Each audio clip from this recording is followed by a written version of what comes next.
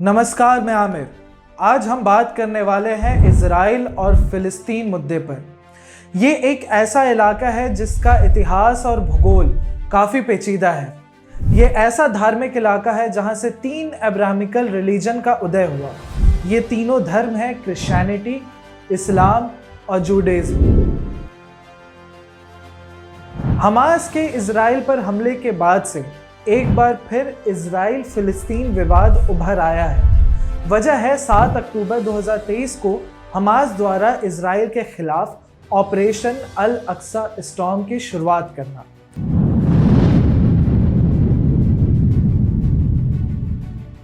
Hamas ने Gaza से Israel के ऊपर 5000 रॉकेट्स दागने का दावा किया है। हमास से जुड़े दर्जनों लड़ाके दक्षिण की तरफ से इज़राइल की सीमा के अंदर घुस गए हैं। वहीं इज़राइल के प्रधानमंत्री बेंजामिन नेतन्याहू ने हमास के खिलाफ युद्ध का ऐलान कर दिया है। ये विवाद 100 वर्षों से भी ज़्यादा पुराना है। बीते 100 साल में इन दोनों देशों में कई बार युद्ध हुए हैं और हिंसक झड़पें भी हुई हैं। दोनों ओर से हज़ारों लोगों की जानें गई हैं।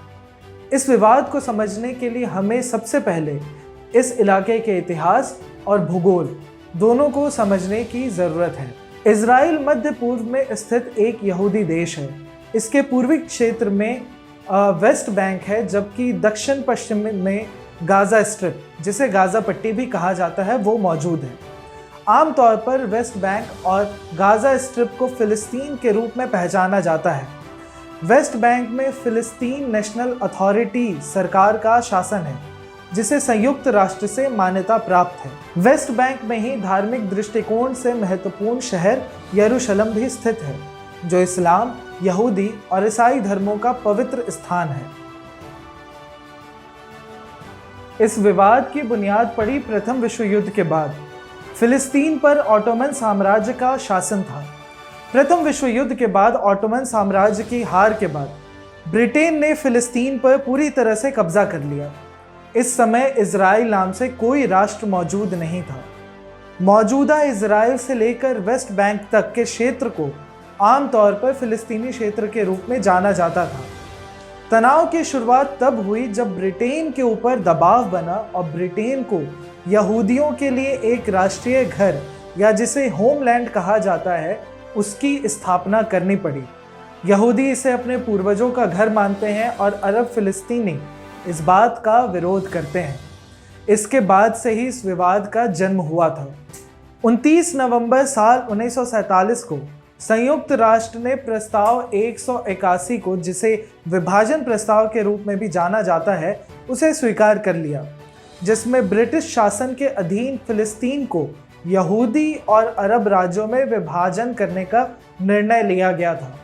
इस प्रस्ताव के तहत यरूशलेम को संयुक्त राष्ट्र के अंतर्राष्ट्रीय नियंत्रण के अधीन रखने का भी निर्णय लिया गया था। अगले साल 14 मई 1948 को इज़राइल ने अपनी स्वतंत्रता की घोषणा की। इस घोषणा को यहूदी एजेंसी के प्रमुख डेविड बेन गुरियन ने की थी। उसी दिन अमेरिकी राष्ट्रपति हैरी एस ट्रूमैन ने इस नए राष्ट्र को मान्यता भी दे दी थी। इज़राइल ने जैसे ही स्वतंत्रता की घोषणा की, वैसे ही 14 मई को अरब देशों ने संयुक्त रूप से तेल अवीवा पर हवाई हमला किया, जिसमें इज़राइलियों ने जिसका विरोध किया। इस कार्रवाई में लेबनान, सीरिया, इराक और मिस्र की सेना शामिल थी। लगभग 1 साल तक चली इस लड़ाई में अरब देश की सेनाओं की हार हुई और अंत में ब्रिटिश राज वाला ये पूरा फिलिस्तीन 3 हिस्सों में बट गया, जिसे इज़राइल, वेस्ट बैंक और गाज़ा पट्टी का नाम दिया गया। मुसलमानों के लिए अल अक्सा मस्जिद नाम से मशहूर पवित्र स्थल और उसी कैंपस में यहूदियों का पवित्र स्थल टेम्पल माउंट और डोम ऑफ रॉक शामिल है। डोम ऑफ द रॉक को यहूदी धर्म में सबसे पवित्र स्थल का दर्जा दिया गया है। पैगंबर मोहम्मद से जुड़े होने की वजह से डोम ऑफ द रॉक को मुसलमान भी पवित्र स्थल मानते हैं। ये अल अक्सा मस्जिद स्थित है जेरूसलम या यरूशलेम में। 1980 में इज़राइल ने यरूशलेम कानून पारित किया था, जिसमें दावा किया गया था कि यरूशलेम इज़राइल की राजधानी है। फिलिस्तीन इसका विरोध शुरू से करते रहे हैं। संयुक्त राष्ट्र के प्रस्ताव के मुताबिक इसे अंतर्राष्ट्रीय नियंत्रण के अधीन रखने का फैसला लिया गया था। इस कानून के बाद विवाद और बढ़ता चला गया। गाजा पट्टी एक फिलिस्तीनी क्षेत्र है। यह मिस्र और इजराइल के मध्य भूमध्य सागरीय तट पर स्थित है। इस पर हमास का शासन है। हमास सबसे बड़ा फिलिस्तीनी सैन्य समूह है जो दो प्रमुख राजनीतिक दलों में से एक है। संगठन इजराइल के खिलाफ प्रतिरोध के लिए भी जाना जाता है। हमास की स्थापना 1980 में वेस्ट बैंक और गाजा पट्टी के इजराइल के कब्जे के खिलाफ पहले फिलिस्तीनी विद्रोह के शुरुआत के बाद हुई थी। 1.5 दशक से ज़्यादा के शासनकाल में हमास और इजराइल के बीच लगातार संघर्ष जारी रहा। दोनों ओर से लगातार हमले होते रहे, जिसमें हजारों लोगों की मौत अब तक हो चुकी है। इजराइल फिलिस्तीन विवाद पर इतिहासकार अशोक कुमार पांडे ट्वीट करके अधिक जानकारी देते हुए बताते हैं, इजराइल और फिलिस्तीन हिंसा के जिस भंवर में फंसे हैं वो इतना सीधा नहीं है। हिटलर के आतंक से त्रस्त यहूदियों ने जब इजराइल में बसना शुरू किया था तो वहाँ रह रहे फिलिस्तीनियों के साथ वही किया जो हिटलर ने उनके साथ किया था। गांव के गांव उजाड़े गए, हजारों लोगों की नृशंस हत्या हुई और आज ये सब जारी है। पूरा पश्चिमी जगत इस पाप में भागीदार है। इजराइल किसी दैत्य की तरह निगलता गया फिलिस्तीन को हथियारों और पश्चिम के समर्थन के दम पर। अहिंसक आंदोलनों को बेरहमी से कुचला गया। यासिर अराफात ताउम्र दरबदर ही रहे। नतीजा ये रहा कि बर्बर हमास के हाथ में आ गया नेतृत्व। हिंसा और हिंसा, उस इलाके का यही सच बनता चला गया। वर्तमान में नरेंद्र मोदी की भाजपा नेतृत्व वाली भारत सरकार इजराइल के साथ खड़ी है, लेकिन ऐसा शुरू से नहीं था। अटल बिहारी वाजपेयी का समर्थन इजराइल को नहीं बल्कि फिलिस्तीन को था।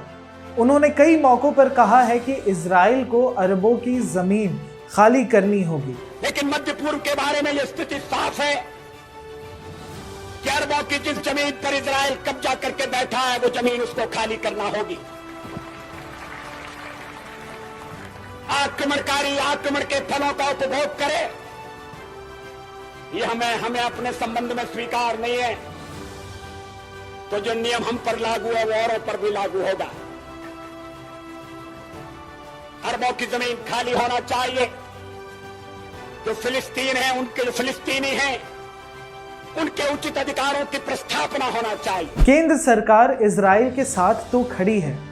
प्रधानमंत्री मोदी इस मुद्दे पर ट्वीट भी करते हैं, लेकिन देश में हो रही मणिपुर हिंसा पर एक शब्द का भी ट्वीट प्रधानमंत्री का नहीं आता है और ना वो वहां का दौरा भी करते हैं। इस विडंबना के समय में आज के वक्त भारत का स्टैंड है।